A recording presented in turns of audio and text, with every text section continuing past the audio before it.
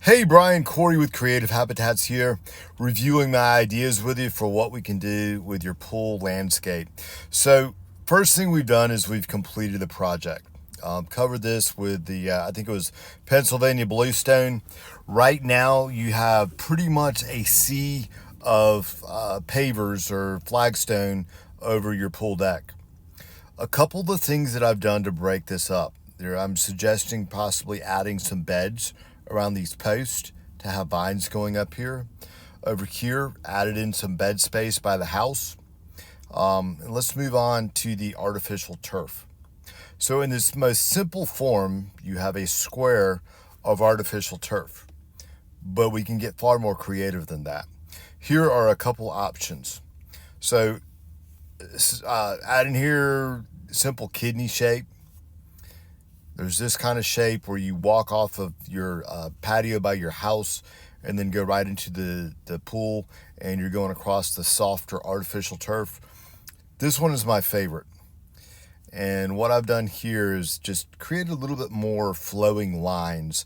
Now, since this was my favorite, I did the landscaping around it. Let me detail going from, clockwise around here. These are endless summer hydrangea. This is an evergreen called Fatsia, and then just basic monkey grass, or there's other things, mondo grass through there. By the pool, I have Artemisia, purple coneflower, oriental lily, and lantana.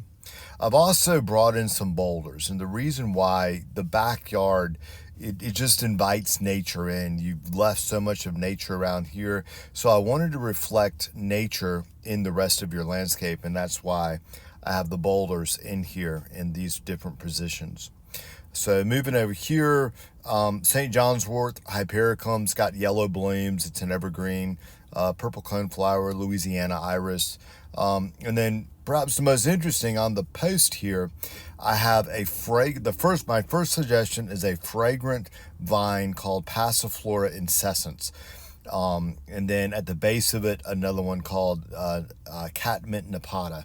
Now, really important to state, there are so many different plants that can be added in here. These are just a couple of suggestions, but I know I probably just spoke a different language to you, so let me show you what those different things look like. This is Passiflora incessans. It's native, really interesting because it attracts a lot of butterfly and is a larva host for butterflies. This is clematis. A lot of intense blooms come off of this, but these are some suggestions for around the post. This is the Catmint nipata. Real pretty blue blooms that persist throughout most of the summer. Going over by the hot tub, one recommendation was oriental lilies. Now, part of the year there's just going to be a stalk, but then the show is put on once these start to bloom. And what I really like about these, a lot of fun just to cut these blooms and bring them inside. It's weird. We started growing these out in a field, and it was just really neat to actually be able to cut them and bring them inside of our office. This is Artemisia. It's sort of a what you see is what you get plant, but it adds a really interesting soft gray foliage. Purple coneflowers, a lot of summer color right there. And then lastly, this is endless summer hydrangea. So those are just a couple of my ideas. The plants, there's so much variability in them. That was just a sampling of different things that we could do with the plants. It's also a sampling of just how we can lay out the artificial turf in a more unique and appealing way other than just a rectangle of artificial turf. So preliminary ideas, give me some feedback on this. Thanks so much, Corey with Creative Habitats Landscaping.